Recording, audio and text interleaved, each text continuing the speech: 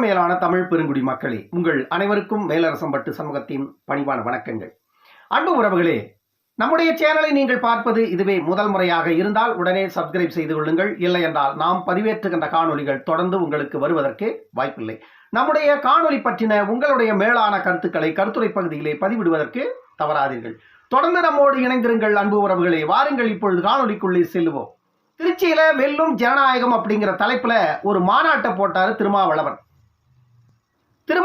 அந்த மாநாட்டை திருச்சியில் நடத்துவதற்கும் அந்த மாநாடு ஏற்கனவே பல தேதிகள் தள்ளி வைக்கப்பட்டு ஜனவரி 26ஆம் தேதி நடந்ததற்கும் பல காரணங்கள் உண்டு. ஏனென்றால் அயோத்தியில ராமர் கோயில் 21, 22 தேதிகள்ல ராமர் கோயிலுக்கான அந்த வேலைகள் அங்க நடந்தது. இந்த விஷயம் தெரிந்த பிறகு திருச்சியில் நடக்கவிருந்த மாநாடு பேரிடரை காரணம் காட்டி தள்ளி வைக்கப்பட்டது. ஏனென்றால் இந்தியா கூட்டணிக்கு தமிழ்நாட்டில் வலிமையா இருக்குதுன்னு காட்ட வேண்டிய ஒரு சூழலும் ஒரு நிர்பந்தமும் திமுக கூட்டணிக்கு இருக்கிறது.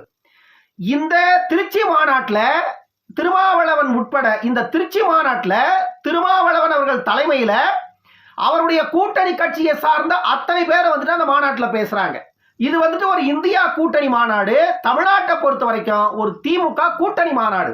திமுகவின் 2024 பாராளுமன்ற தேர்தலுக்கு முதல் கூட்டணி மாநாடு இந்த திருச்சியில் வெல்லும் ஜனநாயகம் மாநாடு. திருச்சியில திருமாவளவன் அவர்கள் தலைமையில் நடந்த இந்த வெல்லும் ஜனநாயகம் மாநாடு 2024 பாராளுமன்ற தேர்தலுக்கு திமுக கூட்டணியின் ஒரு மிகப்பெரிய மாநாடு என்றுதான் சொல்ல வேண்டும். அந்த அளவிற்கு அந்த மாநாட்டை திருச்சியில் கூட்டினார்கள். அந்த மாநாட்டில் தமிழ்நாட்டின் முதலமைச்சர் மு.க. ஸ்டாலின் அவர்கள் உரையாற்றினார். திருமாவளவன் அவர்களுக்கு எப்பொழுதுமே நம்முள் இடம் இருக்கிறது என்று பேசினார். கண்டிப்பாக உங்களுக்குள் திருமாவளவன் இருக்க வேண்டும். அப்படி இருந்தால் மட்டும்தான் நீங்க ஆட்சியில் இருக்க முடியும். ஏனென்றால் மக்கள் நல கூட்டணியை விஜயகாந்தை மட்டும் தவிர்த்து மற்றவர்கள் அனைவரையும் கூண்டோடு கொண்டு வந்து திமுகவில் சேர்த்த பெருமை திருமாவளவன் அவர்களுக்கு உண்டு. அதற்காக அவர்களுக்குள் போடப்பட்ட ஒப்பந்தம் 2026 சட்டமன்ற தேர்தல் வரை இருக்கிறது. அதுவரையில் திருமாவளவன் அவர்களுக்கு நீங்கள் இடம் கொடுத்துத்தான் ஆக வேண்டும். கொடுக்கவில்லை என்றால் கூட்டணிக்குள்ள பல குழப்பம் வந்துடும். அதே போல மு.க. ஸ்டாலின் அவர்கள் மேடையில பேசுறாரு, இது திராவிட சிறுத்தைகள் மாநாடு அப்படின்னு. இது திராவிட சிறுத்தைகள் மாநாடு அப்படின்னு பேசுறாரு. இப்ப சிறுத்தை சிங்கம் புலி எலி பூனை கரடி எல்லாமே திராவிடத்தோட தான் பிறக்குது. தமிழ்நாட்டுல தமிழா எதுவுமே பிறக்கல, எல்லாமே திராவிடனாதான் பிறக்குது. என்னடா ஒரு கேடுகட்ட கேவலம் இதெல்லாம். ஒரு மாநாட்டுல பேசுங்க. மாநாடு ஆயிரக்கணக்கான மக்களை கூட்டி இருக்கீங்க. மாநாட்டுல பெரிய பெரிய தலைவர்கள் எல்லாம் நீங்க பேசுறீங்க. அந்த மாநாட்டுல வந்திருக்கிற மக்களுக்கு இந்த மாநாட்டின் நோக்கம் என்ன? இவ்வளவு மக்கள் நம்ம கூடி இருக்கிறோம், நம்ம எதற்காக கூடி இருக்கிறோம்? இந்த மாநாட்டின் நோக்கம் என்ன? இந்த மாநாடு எதற்காக கூட்டப்பட்டது? எதிர்கால லட்சியங்கள் என்ன இருக்கிறது? நமக்கு அடுத்து நாம் என்ன செய்ய வேண்டும்? 2024 நம்முடைய தேர்தல் இலக்கு என்ன? இப்படி நிறைய விஷயங்கள் பேச வேண்டியிருக்கிறது. அதை பேசுங்க. அதை விட்டுட்டு திராவிட சிறுத்தைகள் மாநாடு இது அப்படின்னு சொன்னா அப்ப தமிழ்நாட்டில் ஏன் போட்டீங்க? திராவிட நாட்டில் கொண்டு போய் போடுறது அந்த மாநாட்டை. திராவிட நாடு எங்க இருக்குன்னு நீங்க தேடணும். ஏன்னா திராவிட நாடுன்ற ஒரு நாடே இல்லை இந்தியாவுக்குள்ள. அப்ப நீங்க திராவிட நாடு எங்க இருக்குன்னு தேடி போய் அங்க ஒரு மாநாட்டை போட்டுக்கலாம். ஒரு தமிழ்நாடுங்கிற சொல்றதுக்கு வெக்கப்படுற ஒரு கூட்டத்துக்கு கிட்ட நம்ம மாட்டிக்கிட்டு படுற பாடு இருக்கு பாரு, சொல்ல முடியல. ஏன்னா இந்த காணொலியில சில விஷயங்களை நான் பேசி ஆக வேண்டி இருக்கிறது. அதனாலதான் இந்த காணொலியை நான் கொண்டாந்தேன். முஸ்லீம் லீக் தலைவர்கள் உட்பட, கம்யூனிஸ்ட் தலைவர்கள் உட்பட, தமிழக வாழ்வுரிமை கட்சியின் தலைவர் வேல்முருகன் உட்பட இப்படி கூட்டணியின் கட்சி தலைவர்கள் அனைவருமே அந்த மேடையில பேசுறாங்க. இந்த மாநாடு என்பது 2024 பாராளுமன்ற தேர்தலின் 2024 பாராளுமன்ற தேர்தலுக்காக திமுக கூட்டணியின் முதல் மாநாடு திருச்சியில.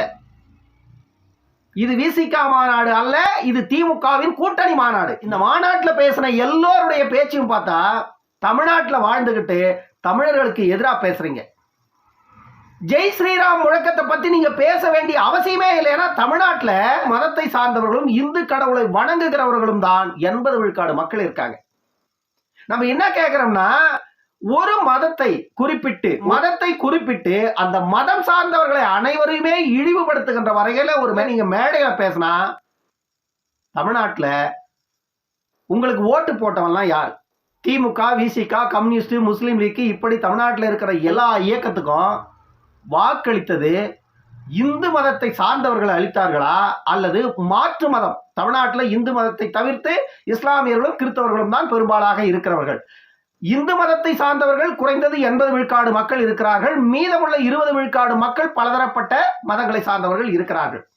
நீங்கள் ஒட்டுமொத்தமாக அந்த ஒரு மதத்தை சார்ந்தவர்களை மட்டுமே குறிவைத்து ஜெய் ஸ்ரீராம் கோஷம் என்பது தமிழர்களுக்கு எதிரான ஒரு கோஷம் போல அந்த மேடையில சித்தரிக்க வேண்டிய அவசியம் என்ன? சொல்லுங்க. நான் எப்பொழுதுமே திருமாவளவன் என்ற அந்த ஒரு மிகப்பெரிய ஆளுமை மிக்க மனிதருக்கு எதிரானவர் அல்ல.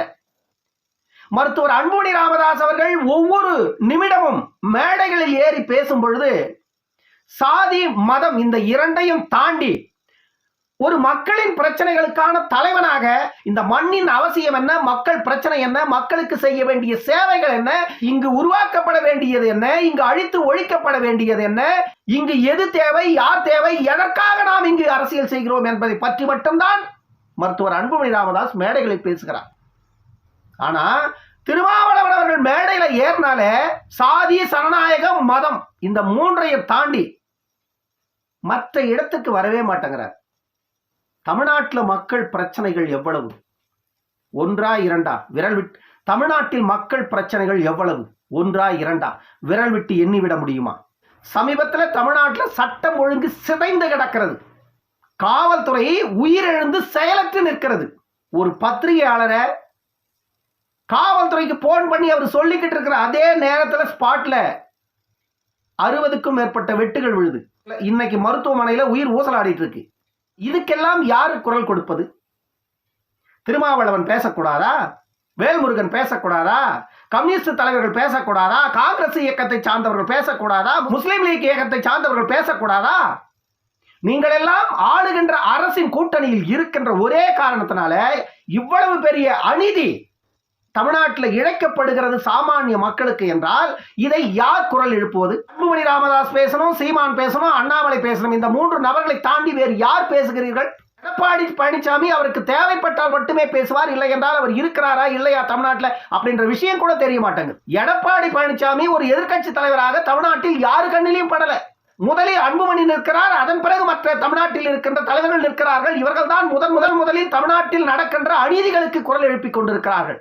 எடப்பாடி பழனிசாமி எங்கு இருக்கிறார் என்பதே மக்களுக்கு தெரியவில்லை. நாம் ஏன் இவ்வளவு பேச வேண்டும் அப்படின்னா, உங்களுடைய மாநாடு போட்டிருக்கீங்க, மாநாட்டில் வந்திருக்கிற உங்களுடைய தொண்டர்களுக்கு ஒரு எழுச்சி ஊட்டணும். அந்த எழுச்சி ஊட்டுவதற்காக நீங்கள் சில விஷயங்களை முன்வைக்கலாம். அந்த மேடையில தவறில்லை. சுத்தி சுத்தி திரும்ப திரும்ப சுத்தி எங்க வந்தாலும் இந்து மத எதிர்ப்பு, சனாதன ஒழிப்பு, சாதி மறுப்பு, இந்து மத எதிர்ப்பு, சனாதன ஒழிப்பு, சாதி மறுப்பு, இது தாண்டி அரசியல்ல வேற எதுவுமே இல்லையான்றதான் என்னுடைய கேள்வி. இது மூன்றுமே சாத்தியப்படாது தமிழ்நாட்டில். இது மூன்றுமே சாத்தியப்படாதது தமிழ்நாட்டில். நீங்கள் செய்தது சாதி ஒழிப்பு அல்ல, உங்களை வளர்த்துக் கொள்வதற்கு இங்கு இருக்கிறவர்களை அழித்ததுதான். தமிழ்நாட்டை தாண்டி நீங்க போய் பாருங்க, எல்லா மாநிலத்திலையும் அந்தந்த மாநிலத்தை, அந்த மாநிலத்தில் எந்த மக்கள் பெருவாரியாக இருக்கிறார்களோ அந்த மக்கள் அந்த மாநிலத்தின் முதலமைச்சராக இருக்கிறார்கள். அதனால அங்கு எந்த மக்களுக்கும் பிரச்சனை இல்லை, பெரும்பாலான மக்களுக்கு கீழே நிம்மதியா வாழறாங்க.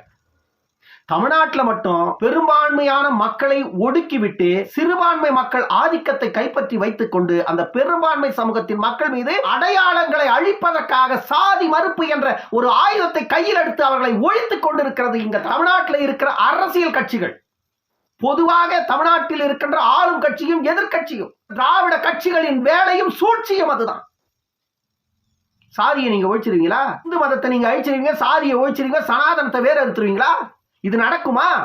ஒருபோதும் உங்களால் இது மூன்றையுமே செய்ய முடியாது. ஆனால் இதை வைத்து உங்களால் அரசியல் செய்ய முடியும். அதுதான் இன்று நடந்து கொண்டிருக்கிறது. திருமாவளவனின் அரசியல் தமிழ்நாட்டிற்கு எல் முனையளவு கூட பயன்படாது. திமுக செய்து கொண்டிருக்கின்ற இன்றைய அரசியல் மக்களுக்கு எல் முனையளவு கூட வாழ்வளிக்காது. இந்த 2 அரசியலும் தான் இன்று நாட்டை ஆண்டு கொண்டிருக்கிறது. திமுகவினுடைய லட்சியங்கள் என்னவாக இருக்கிறது? சாராயத்தை விற்பதுதான் அவருடைய லட்சியமாக இருக்கிறது. அப்படி என்றால் யாரை காப்பாற்றுவதற்கு யாரை அழிக்கிறீர்கள்? சாராயம் குடித்தால் குடும்பம் அழிந்துவிடும். அதில் வருகின்ற வருமானத்தை கொண்டு யாரை நீங்கள் காப்பாற்றப் போகிறீர்கள்? ஒரு மாநிலத்திற்கு போதிய பொருளாதாரம் வேண்டும், பொருளாதாரத்திற்கான வழிமுறைகள் வேண்டும், பொருளாதாரத்திற்கான கட்டமைப்புகள் வேண்டும்.